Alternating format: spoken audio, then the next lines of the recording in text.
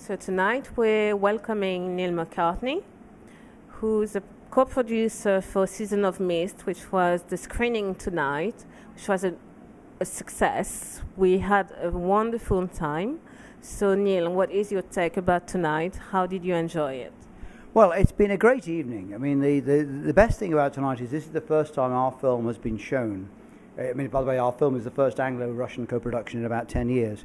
And it's the first time it's been shown on a big screen on 35mm in the UK. Up to now, it's only been available, people have watched it on DVDs, on their laptops.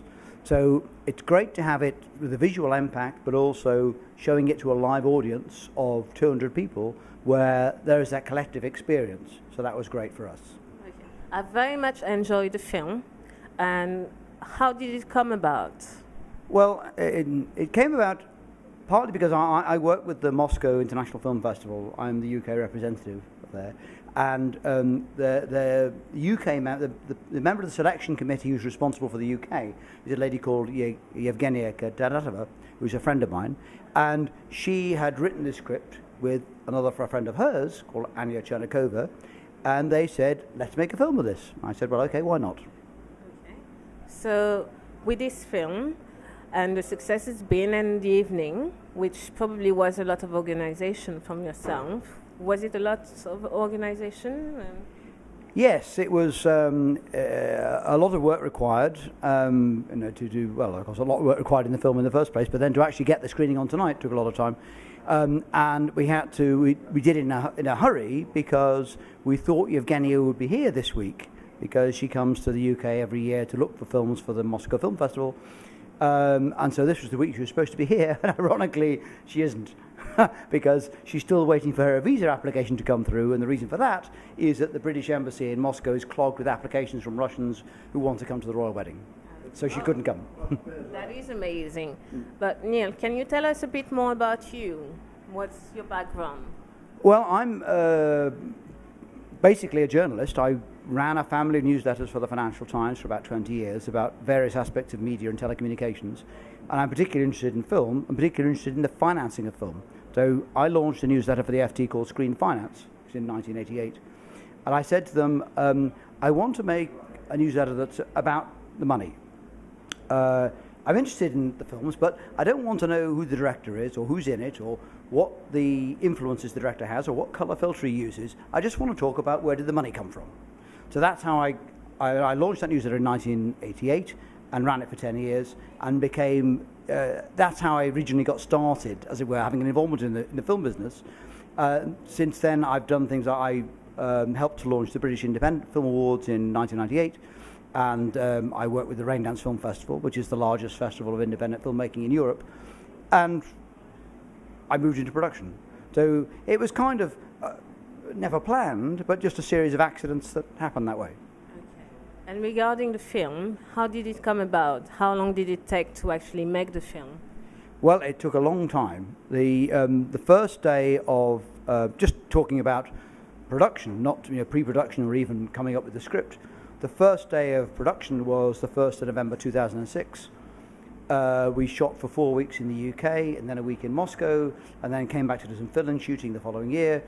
And to actually get the film was more or less ready in 2008, and we premiered it in Russia at the Kinotava Film Festival in Sochi on the Black Sea. And Kinotava is the most important film festival for domestic films in Russia. But it wasn't quite ready, so did more post-production work. It was commercially released in Russia on the 8th of March 2009, International Women's Day, actually, and it was in the largest cinema on Arbatsky Square in Moscow and had a commercial release in Russia then. It hasn't had a release in the UK, but we are hoping that the response to the screen tonight will rectify that. Okay. So the film's been a big success. Tonight's been extremely wonderful. What are you doing now? Well, first I have to follow it up by by phoning up all the people who came and all the people who didn't came to sort of say, well, what now what? I mean, try and find a distribution deal for it. Also, I need to follow it up by Yevgenia and I have a new project, which is called The Home, and it went into production at the start of this month. and is shooting in Moscow in June and in Kyrgyzstan in July, and will be shooting in the UK at the end of July. And I need to work on that. And then also, this tonight's screening was in association with the Independent Film Trust, which is a UK charity that I chair, and that's a charity that exists to advance the cause of independent filmmaking. And we do that by providing scholarships to talented filmmakers who need help, or also we run basic film training courses for disadvantaged people who would not ordinarily get the chance to either get their hands on filmmaking equipment or, equally important, access to the know-how about how to use it. And so all of those things, like my work doesn't stop here. Like I probably shouldn't go to bed. There'll be a lot of opportunities for me to follow up, and if I don't do it, I'll kick myself in a month. Okay. So you have this new film, The Home, you said? Yes. And when is it going to be out or finished? Well, it will be finished by the end of this year. It should be released in 2012. And that's it's a Russian, Kyrgyzstan, UK co-production. And about the IFT? Well, with the IFT, the next item on our agenda is we have a screening on the 11th of May at the Genesis Cinema in Whitechapel in East London. And that's a screening of a film called Budrus, which is a feature documentary about the impact on a Palestinian village of the creation of the separation barrier, or the wall, or the fence, or you have a name according to your politics. But we'll have a film about that, and then we're going to have a discussion session afterwards. So that's the next thing the IFT is doing. And, well, we also have, the IFT is about to launch a project next month, in 2 months' time,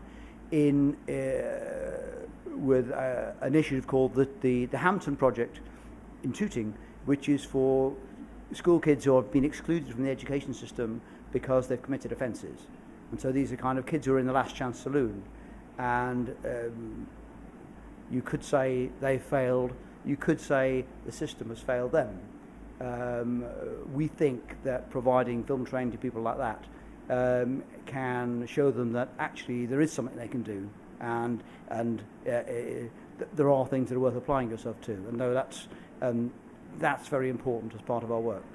So tonight was a co-production between Russia and the UK, but the IFT is very much a UK-based enterprise. Yeah, no, the IFT it's a UK organisation. It's a UK charity. Our work up to now has been entirely in the UK, but we do have a project that's going to start later this year to take probably 3 kids to Ghana to visit the rainforest in Ghana and to create blogs and Twitter and so on about their experiences when they visit this rainforest, but also to visit a sustainable forestry plantation. That is a company that is attempting to, where there are no trees anymore because they've all been cut down, to plant trees and bring the land back to life. So we're going to take those kids there, and they will have various experiences, which we hope will be illuminating, and that will lead to a film, which we will hope to have distributed in lots of places. Well, Neil McCartney, congratulations for tonight. It was a wonderful evening. Do you have anything more that you want to share with us? Probably not. Well, probably not right now. I mean, there are a lot of things that come from tonight. I'm very pleased that so many people came, and that the film had such a great response. You know, I felt in my heart that it would be like this, that if we showed the film on a big screen to a proper audience in a proper cinema, it would get a reaction that you don't get if you watch it on a DVD that's stuck into your laptop. And that was really what I was trying to achieve tonight. And I think that worked. So really, it's, as I say, my work starts again tomorrow, in that I have to follow up any opportunities that tonight has brought me. But for now, I'm going to enjoy myself. Well, that was the right ending. I love the ending because I'm a scientist, and that's the selfish gene. He made it. He got himself a daughter on this planet, even though he couldn't afford a family of his own, the Russian musician. So we loved it. Okay. Yeah, it was brilliant. thank you very much, and enjoy tonight. Okay, thank you very So much. I'll put all your metadata underneath this video so they can all contact you, Yep. and especially to send you contributions. Absolutely. So is there any special way they can send their money to you? Oh well, we have the Independent Film Trust has a website, www.independentfilmtrust.org, Yes, and on there is a donation button. They can contribute that way, and they can pay via PayPal or using their credit card. Well, I'm an ex-school teacher, and I know where you're coming from with these children that have been failed by the system, and I've miraculously gotten some of the solutions. So I'll send you my PDF files. So you can Okay. read them. We read them with interest. We read them with interest. It's a pleasure to meet you. Yeah. It's an honour to meet you. Thank you. And Say congratulations goodbye, again. Okay. Say Good night. goodbye. Congratulations. Smile, Goodbye. smile, smile. Thank you Okay, very good night. much.